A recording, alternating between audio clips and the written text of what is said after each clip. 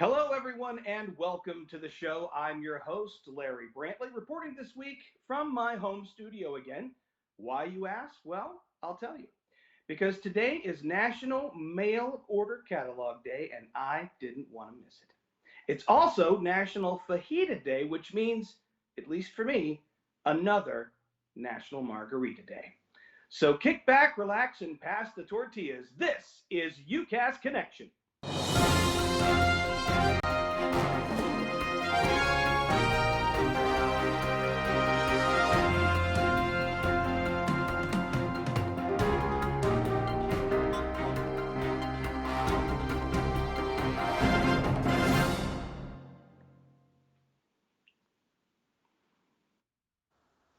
Now, as you no doubt know already, we are here to help you tell your story. And there is no better story than one of collaboration and partnership between two great companies focused on delivering successful solutions for their customers.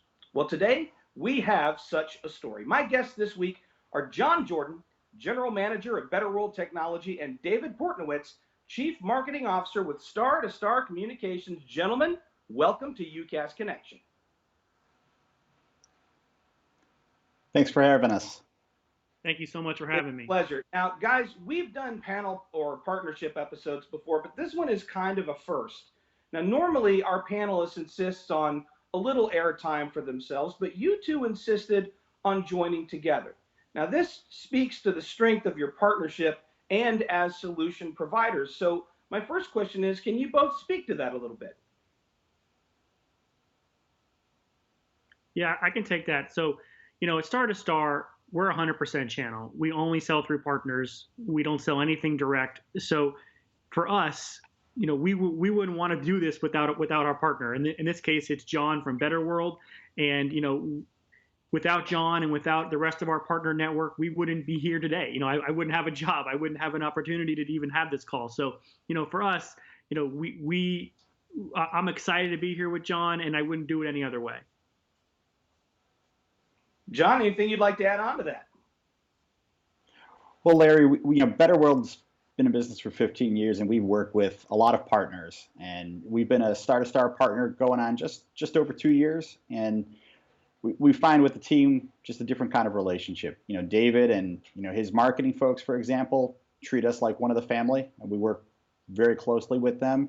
And that goes for even the technical resources we work with and project management folks. So it's a very different type of relationship. It's not a customer-vendor relationship. It really is a true partnership. John, I want to stick with you for just a minute. Now, BetterWorld Technology delivers great communication tools, but you really identify more closely as a managed IT solutions provider. Now, A, is what I said accurate? And if so, how would you identify the balance between those two disciplines?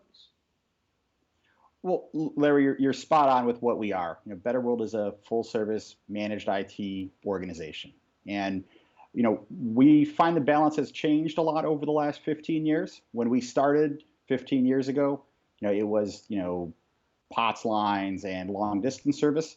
Over the years, those services have progressed, and one of the things we heard from a lot of our customers is they wish we could do more. And in doing so, we made a conscious effort several years ago to become a full IT managed solutions provider.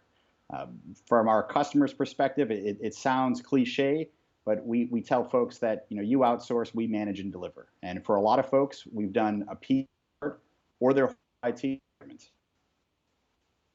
I want to go to that slogan that you just used, your branding statement. You outsource, we manage and deliver. What does that mean exactly for a prospective BetterWorld customer or a BetterWorld partner? So it can mean quite a few things. It really depends on the organization. What it is peace of mind. So we pride ourselves on being a trusted IT partner. For example, with Star2Star and David's folks, together we've just onboarded a customer in Florida that is in 12 states, is a social services organization with several hundred employees, and we're doing everything, from IT services to some communication services, and it really is the full you outsource, we manage and deliver. So they have one IT person for an organization, and We do everything else. Okay, Dave, over to you. Now, it's very clear to me that John and believes you and your team at Star2Star are great partners. How does Star2Star evaluate partnership? Yeah, it's a great question. It's actually something we think about every day. We're looking for a partner who is as invested in us as we are in them. For us, a good partner is someone that has a sales staff, has a desire to do marketing, wants to put in the time to develop a go-to-market strategy that is strong and that it combines what's good about Star2Star with what's good about their own organization. It's a partner that wants to maybe verticalize and look at a specific market and start there and go down that route. It's a partner that maybe already has a built-in customer base or is someone that maybe is trying to get into UCaaS for the first time, someone that may have sold security or broadband or whatever the case is, and they are looking at adding UCaaS to their portfolio. We talk to all sorts of those partners, and traditionally, we brought on a lot of VARs, interconnects, those folks who had sold, a traditional PBX system, and they were very comfortable with Star2Star. And more recently, I would say we're looking at partners more like John, who are MSPs that are looking to have an entire portfolio that is maybe white labeled, maybe co-branded, but someone that is very invested in us as well as us being invested in them. Obviously we're the vendor, so there's an expectation that we're going to provide sales support, marketing support, tech support, funding for events, things like that, and we anticipate that. But in return, I think it's fair for us to ask the partner, what does it look like on your end? What kind of support are you going to give? Are you going to provide Star2Star? What kind of quotes can we expect? How can we accelerate your go-to-market? So I think there's an expectation on both sides, and as long as you set that up to begin with, then both sides will be very happy in the long run. Fair enough. Now, this next question is for both of you. How have you guys seen your partnership translate into success for one or two of your customers? John, we'll start with you. Larry, that's a great question. From BetterWorld's perspective, we've got customers that range in size from 2 people to 2,000, and with a pretty eclectic group of customers, sometimes they just become a number with other vendors. And with Star2Star, we've got 2 really large projects over the last 2 years that they've helped us with that have really changed the relationship with the customer. We have a fairly large health and human services organization in the state of California that is a monster of an account. Over 2,000 staff, and the team at Star2Star put a lot of resources behind it. From a project management perspective and from a technical perspective, they helped do a lot of the heavy lifting with us that BetterWorld got to take a lot of credit for with the customer. So really made us shine as an MSP. And from the customer's perspective, we were able to give them services that they didn't have before that have made an impact in how they do business. We're doing a very similar project right now from a desktop as a service perspective with Star2Star for a customer in Florida, where we've taken a customer that has some telecommunications needs, has some UCaaS needs, has a lot of MSP needs, and found a way that the 3 of us can work together on the account and fundamentally change their technology environment. We've taken them from something that was going on 20 years old and could be considered the laughing stock of technology from the employees to something that's modern, fast, and just change the employee experience, especially right now with so many employees working from home. This has just made life easier for them, and it has given them so much more capabilities in terms of options for what the future holds. I wouldn't want to have to follow that story, David Portnowitz, but you're going to have to. Let's hear one from you. Well, I think from us, there are partners all over the country who have recently had experiences similar to John's with a remote workforce. One comes to mind is a big healthcare customer of ours that uses a contact center, uses the desktop as a service, and is really got before COVID, they had all of their agents in one place, and they were really, a big call center, taking in hundreds of calls a day for doctor's appointments, things like that. And since COVID, all of their agents have been remote, been working from home, and overnight they were able to flip all of those agents to remote work from home. They were able to use our mobile app, our desktop application. They were able to do that within a Citrix environment. And that makes their transition extremely smooth. The partner is obviously very happy, right? They look like a rock star, like John said, and the customer is satisfied as well. And for us, that's all we want. We pride ourselves on being the easiest company in the channel to work with. It's a motto that we take very seriously. I think a lot of companies say they work in the channel and they do business in the channel, but we really put the channel partner at the heart of every decision we make, and I think it shows. And John and I, in terms of BetterWorld, John and I have been working closely together for the last 6 months to a year on some marketing tactics, and we've invested in him, and we feel like he's invested in us. And so for us, we feel like there's a true partnership there, and that's the kind of relationship that we have with many of our top partners. Very well said. All right, gentlemen, we're going to switch gears and talk about business transition, the struggles, the challenges, the solutions, and a little sneak peek into the future. And we're going to do it right after this. We all spend a lot of time staring down at our devices. But what if we took the time to look up instead? It could change our entire perspective. Up there in the cloud, there's a whole different approach to business communications. One that provides straightforward integration for customers in a broad array of industries with critical business challenges. Now you have a partner who's always working to keep you above the competition with the communication solutions you need to succeed and ascend. Enhance your company's performance with solutions like our full-featured contact center, remote workforce solutions for video meetings and team collaboration, and get the best of cloud and on-premises solutions with Business Voice and Business Voice Plus. We also provide the integrations your business needs with our Platform as a Service product. And our Desktop as a Service solution allows you and your employees to be productive from anywhere with the Citrix Virtual Workspace. Our cloud-native communications and collaboration solutions are already delivering the future of enterprise-grade, feature-rich connectivity with a sophisticated toolset that provides world-class full lifecycle support to our partners, backed by a patented architecture providing 100% uptime. How far can you go with a dedicated partner who will inspire you to look up and see beyond what you thought was possible?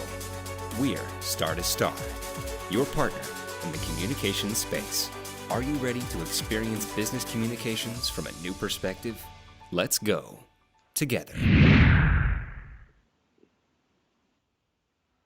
And we're back with BetterWorld Technologies' John Jordan and David Portnowitz from Star2Star Communications. Okay, guys, we're going to get into business transition now and have a little bit of a discussion. We've seen a lot of stages of business transition since February, and now we have a little more seasoned perspective. Here's my question, and this is for both of you. What do you still see as the most consistent challenge, and what solutions do you see as most effective in response? John, let's start with you. One of the biggest challenges we're still seeing is with organizations that have traditionally been brick and mortar. BetterWorld has a significant number of customers that their vertical has always been in the office every day, 9 to 5, and remote working has not been something that they were open to in the past. And one of the challenges we're seeing now with them is that we're 5 months into this. Many of them have made the jump successfully, and we're starting to see folks begin to come back into the office in certain locations. So it's really kind of seeing what that balance is going to be for the future. Will it go back to how it was? Will it be a healthy mix between the two in terms of what employees and employers are comfortable with? But we're definitely getting a lot of questions from that perspective about this hybrid working environment. 3 days in, 2 days off. Some staff completely in the office, some staff completely remote. I think that's going to be a big challenge. From an organizational perspective, from an employee perspective, some folks have a different comfort level than others. Also, I see it as a big opportunity, though. BetterWorld's believed in remote working for a long time. We practice what we preach and what we sell to customers. We're spread out pretty diverse geographically across kind of 9 major markets in the country, and we've been doing it for 15 years.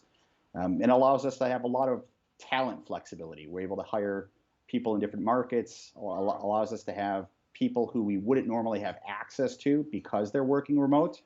And hopefully we're going to be able to bring some of those best practices over the last 15 years to our customers. Dave, is that how you see it, or are you experiencing maybe a different kind of challenge? Well, I think John hit the nail on the head there about the hybrid remote work challenge. I think that's at the forefront of everyone's mind. I would say one thing that we have seen an increase of recently is customers looking for a desktop as a service solution, because they are looking for the ability to secure laptops or secure their own employees' network where they can, wherever they're working, right? So if they've got people in the office, people at home, they can have a unified desktop experience. They can be sure that the applications they're running on their machine are secure and are up to date.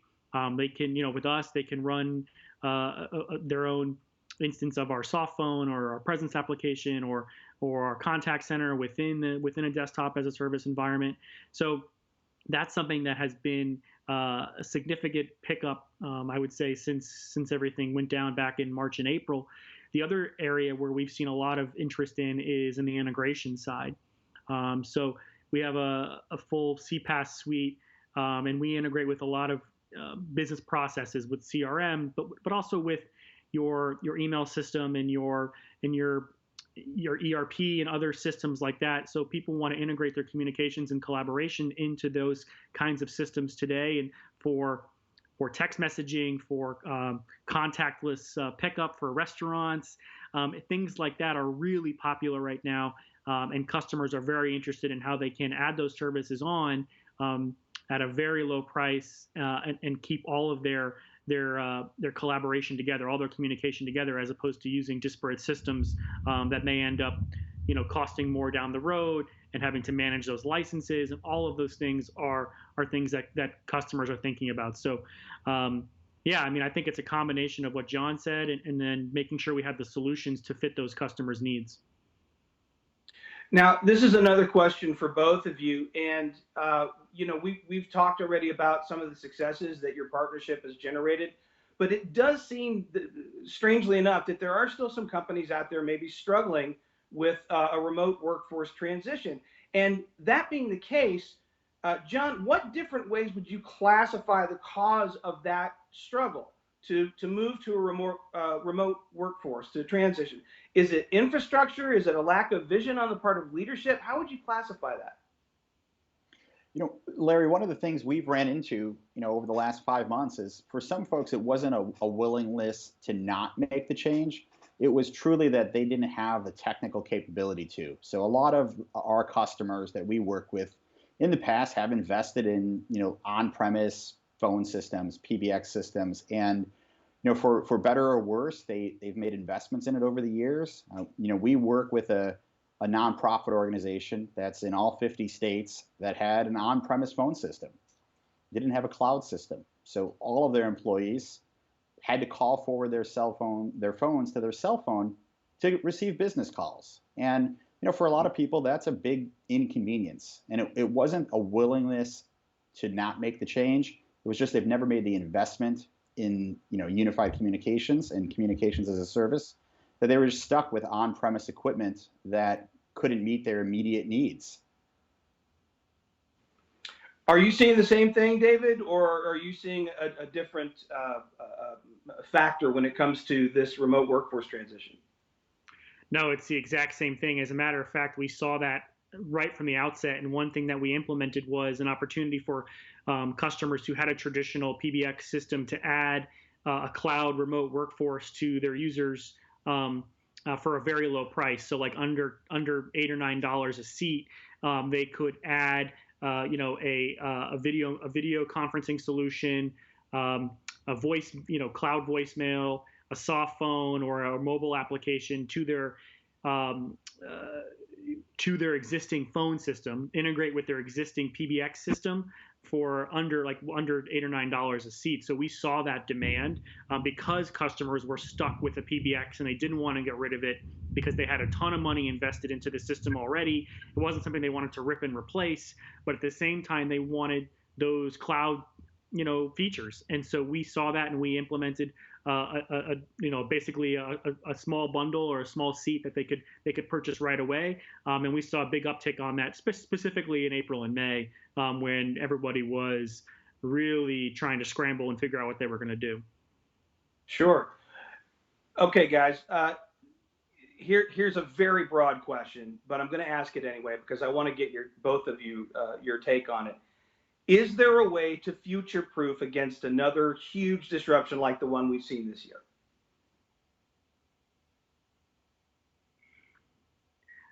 I'll start. I think you can prepare as much as you can prepare. I mean, I think you can invest in security, you can invest in desktop as a service, you can invest in disaster avoidance, you can add things in like SD-WAN and 4G failover. You can do everything that you possibly can do or possibly add. You have to budget for that appropriately. I mean, do you have that money in a budget that you want to, sort of set for 2021, or for the second half of 2020 into 2021? But I think it's a tough question. I think yes, you can to some extent, but I mean, it's 2020. Anything can happen. What do you say to that, John Jordan? One of the things that we've been really trying to help our customers with is that what's happened this year, something like this, similar or different, can happen in the future and have a similar effect on our workforce. And for a lot of our customers, having a business continuity or a remote work plan was a folder, on a shelf in the office, no dollars associated to it, no real practice. And what we found is that, with having, either limited IT resources or none in many cases, it fell to the wayside. And what we tell people, especially those of our customers who are existing managed services customers is, let us be your trusted IT partner. We'll give you recommendations. You don't have to agree with them. You don't have to do them all, but we're going to make you aware of the options you have. Because things do happen. How long we'll be in the current situation, none of us know. And what will happen next year or the year after, again, none of us know. But to be somewhat prepared for it, and having the right technology, the right partners, and the right training for your employees. A lot of things that we saw when this first happened, in February and March, is many of our customers who we offer training to and just kind of didn't take the time to embrace a lot of those features and functionality until 200 employees were at home. So we put a big emphasis on training and giving people the tools to work the way they want, which has been good for us. I mean, we've had some moderate success through the whole pandemic. We've onboarded a handful of customers that are completely remote with all of their employees at home, while they still have a PBX in the office. So, for us, I think just being prepared and being flexible is going to be important for the future. Sure it is. Now, John, we're going to stay with you, but this is a question for you both. But John, you earlier brought up brick and mortar, and on this program, we are huge fans of the loaded question. So I will ask you, is the brick and mortar business, at least as we have always known it, dead? Well, Larry, I live in the Chicagoland area in Illinois, and interesting. I was just reading the newspaper today, and one of our major tourist attractions in the city is going to shut down and suspend service, beginning of September. And it really is a brick and mortar tourist attraction that has been here for forever. And I don't think it's dead. I think it's changing.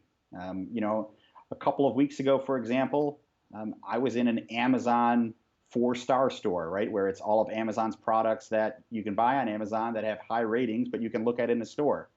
6-7 years ago, would we have thought we'd go in an Amazon store? Probably not.